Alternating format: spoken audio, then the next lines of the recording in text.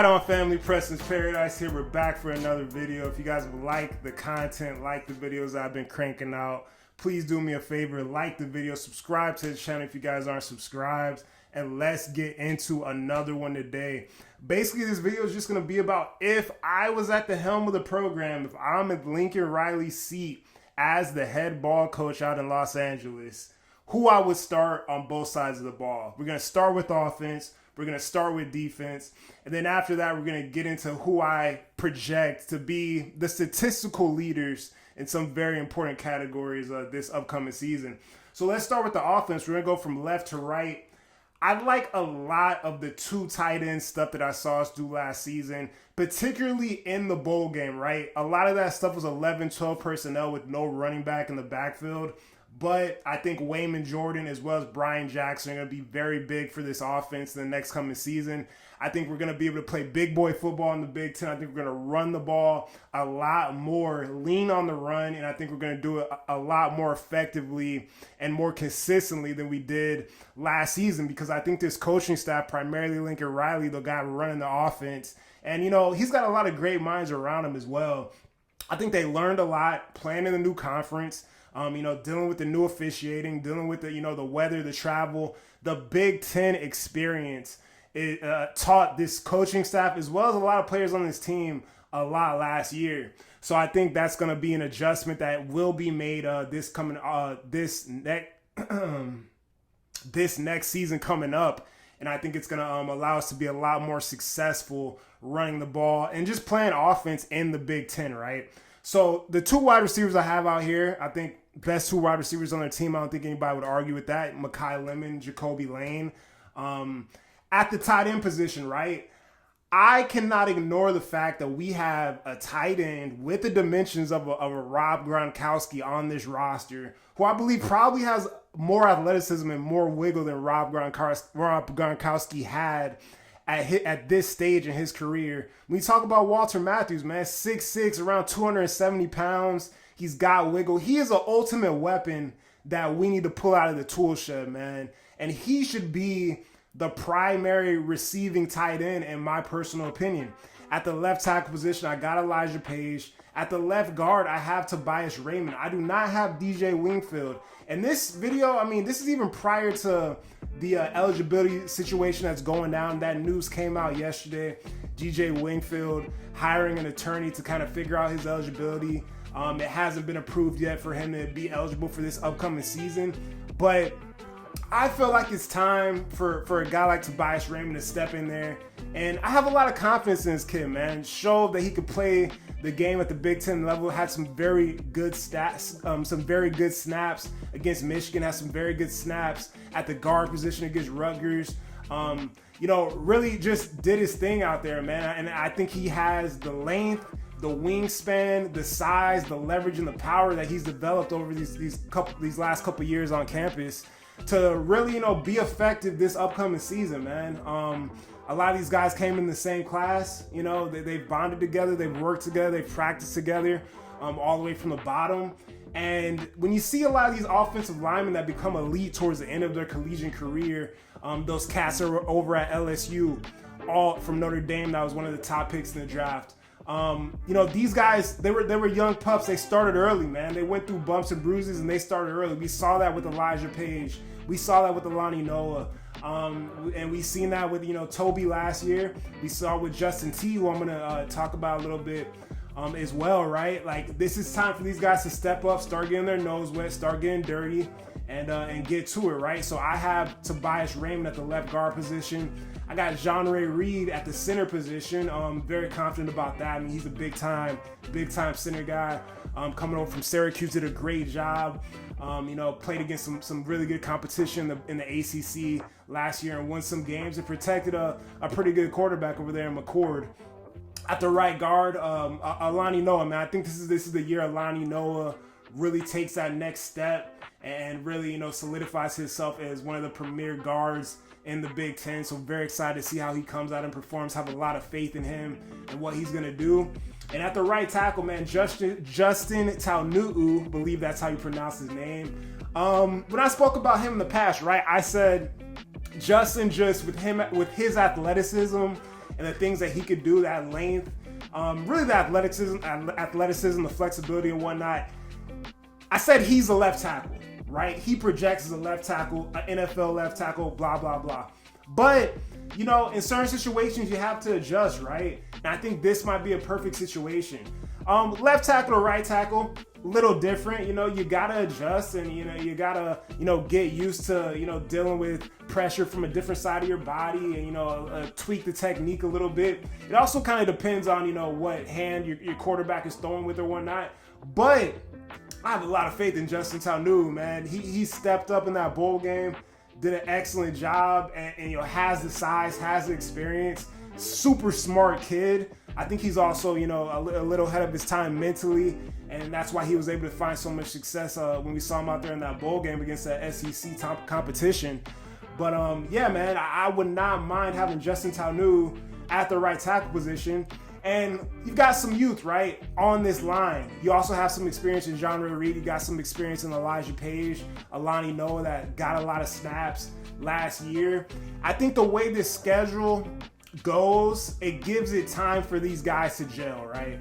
The competition is not that heavy early on in the season. We're going to have time to build our conference. And like I said, I believe we lead on the run game.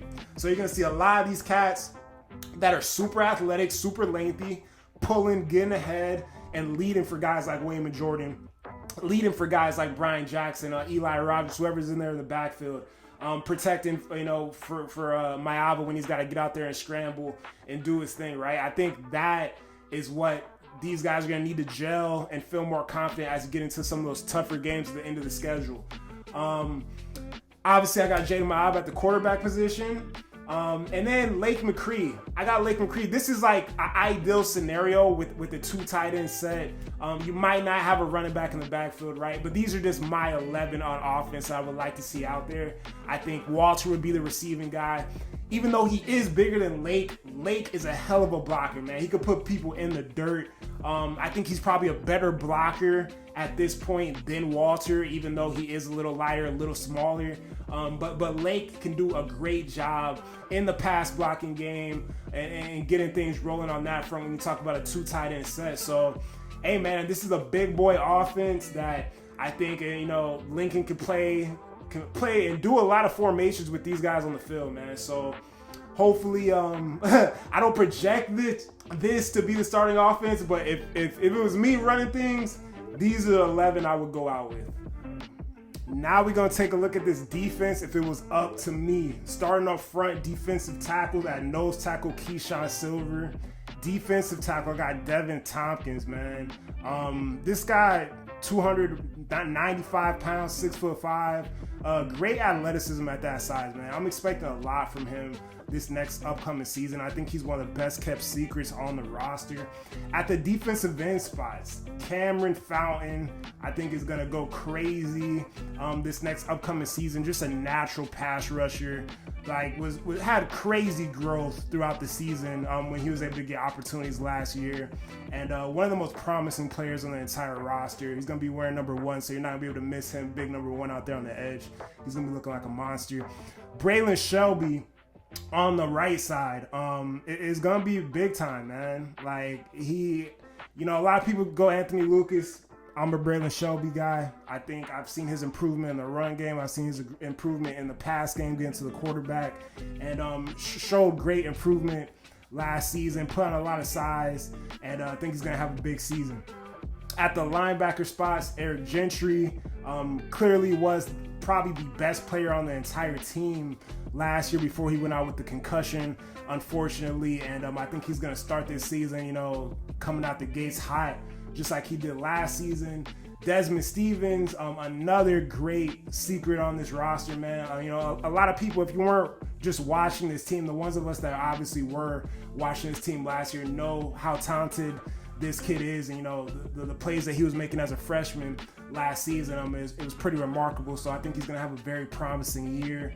At the cornerback spots, I got DJ Harvey transferring in from San Jose State. I think he's going to have a big year. Super excited to, be on this roster now. He's always wanted to play. It's his dream school, and now he's got his opportunity. So I think he's going to make the most out of it and really shut some things down and make some plays. Marcellus Williams, highly rated 4-star cornerback prospect out of Bosco. Didn't really get much run last season, but if it was up to me, man, he would be out there. He'd be one of the top 2 corners out there. I've just seen a lot of his stuff from last spring to this spring that just passed. Absolute ball hog. Does a great job at the defensive line, at the defensive back spot. So would love to see him be one of the top 2 corners out there. At the strong safety position, I got KAMERYNFOUNTAINUSC, who I think is really going to be out there going for an All-American season, man. An absolute dog, one of the best safeties in the entire country. There's no question about it. At the free safety spot, I got Bishop Fitzgerald coming over from NC State. Does a lot of great things, a lot of experience, and thinks it's going to help us a lot back there, and also allow Kamari to, kind of come up, play in the box, and be a little bit more flexible playing at the strong spot. And at nickel, man, I got Christian Pierce. Saw some very promising things from him this spring that just passed. We're going to see what happens this coming fall. I think it's going to be a fight between him and Prophet Brown. But if it was up to me, I would have Christian Pierce back there at the nickelback spot. So that's the defense. Now I'm going to get into some of the guys who I think, I'm going to get into some categories that I'm going to project who's going to be leading in those categories as far as tackles, interceptions, touchdowns, etc. So let's get into that. I expect the leading tackler on this team to be Desmond Stevens at the linebacker spot. I expect a lot of OCs to scheme their offenses away from Eric Gentry. I think they're going to do as much as they can, to eliminate him. And I hope he's successful, right? But I just think Desmond's going to get a lot of opportunities to make plays, especially because the guys up front, right? This is a new defensive line. We got a ton of new beef up front. And I think it's going to allow these backers, man, to be a lot more free and make plays, as far as the run game and anything coming across the middle as well. So, yeah, Desmond Stevens, most tackles for this upcoming season. When we're talking rushing touchdowns, I got to go with Wayman Jordan Jr., man. I think he's going to have the most touchdowns on the ground for us this upcoming season. I think obviously, it will be running back by committee a little bit. It's always kind of like a 2 running back thing that Lincoln likes to go with. But I believe we're going to run the ball a lot more. We're going to lean on it a lot more. And I think Wayman Jordan is the one that's going to come out leading the team in rushing touchdowns. When we talking sacks, man, we're talking defense. I got to go with Cam Fountain leading the team in sacks, right? If we're able to play from ahead, get leads on teams, be able to get after the passer, and really dictate the tempo of the game. Cam Fountain just exhibited this natural pass rushing ability, great discipline and stuff on the edge. Even as a true freshman, just exhibited great discipline on that edge, great discernment, judging between run and pass and the option game. And I think he's really gonna have a big time season. I mean, he just elevated as the games went on last season, through thick and thin, getting a lot of playing time towards the latter part of the season. But I think this is the guy that will be leading the team in stats. Not number 49 no more, number 1, Cam Fountain. Most receiving touchdowns, gotta go with Makai Lemon, man. I just think he's gonna be put in a little bit more situations than Jacoby. I think it will be close between both of those guys, but I think he may get, a little bit more opportunities with his versatility to score the ball and get some TDs on the board. I do believe Jacoby's touchdowns this upcoming season are gonna be a little bit more emphatic and a little bit more wow behind them with, the type of athletic feats and things he could do when the ball's in the air with his size and length. And, that's my guy, man. That's my favorite player on the team, my favorite player on this offense. And, hey, man, I would love to see them both get 15 touchdowns or both get 10 touchdowns or 7 touchdowns or whatever. But, yeah, both these guys are going to ball out. But as far as receiving touchdowns, I'm going to go with Makai Lemon. And I think Makai Lemon may actually do some crazy things in a special teams game as well. So, excited to see what he could do next upcoming season. And, man, I think he's going to ball out. Everybody's, eyes are kind of on him. He's got some national attention from a lot of these different services. So I think he's on pace to have a really big year. And lastly, man, I think when it comes to interceptions, DJ Harvey will have the most interceptions and takeaways in the secondary on this team this upcoming season. He's got that 2-on, legendary number in the program's history, right? And Jalen Smith, who was, tied for the lead in interceptions last year, also was rocking the 2. So, I mean, hopefully he's getting some of those jujus behind that. But super talented. I think he's locked in, ready to show what he could do. He's got a lot of motivation. He's got a lot of experience as a college football player as well. And I think he's going to be able to create a bunch of turnovers come this upcoming season, man. I think this defense in general is just going to be able to do a lot more with the depth and on the defensive line and the pressure that they're going to be able to create, dealing with the opposing quarterbacks. But I think it's going to allow that back end to really play and, show all their talent. So DJ Harvey, most interceptions next upcoming season. That's a projection.